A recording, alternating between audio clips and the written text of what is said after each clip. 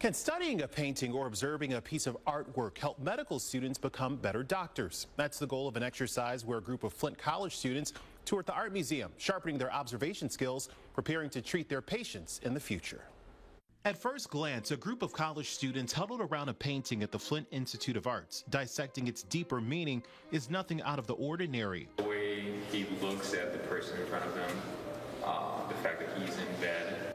What do you see? What's happening in this picture? Questions that would usually come from students studying art.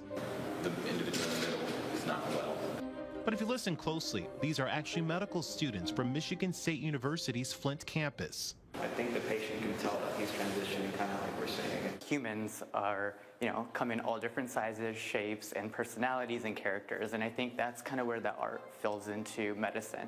And that is where this workshop, The Art of Observation, comes into play, giving these Spartans an artful approach to the medical field by helping them sharpen their critical observation skills. In medicine, we have so much information, at our fingertips, especially with all the new technologies, discoveries. What we don't have is the real person in front of us. And I think that's really where the art of observation or the art of medicine really plays in here. Third-year medical student Nish Patel has a background in art. Patel participated in a similar session as an undergrad, and after seeing the benefits, he organized the workshop for his classmates. We walk into a room, and to that individual, we're really strangers, and to gleam and to get really personal and really intimate with people's lives and their health is really, something that we take seriously, but it's something that takes a lot of practice to really understand aside from what's really written. This session focuses on several pieces of art where the students quietly study and then dissect each detail with no right or wrong answers. The lighting is different.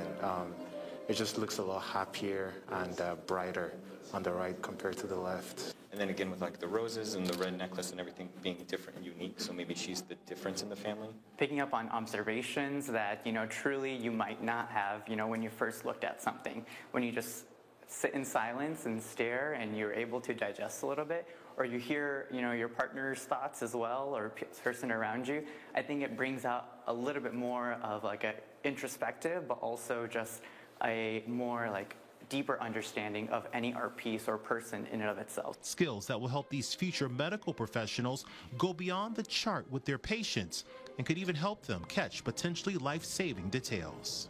Picking up on those nuances when you are, in a profession like medicine or any kind of healthcare field, any field really that deals with people, I think is very important because you get to glean a little bit more about who they are, where they come from, and, help them as best as you can.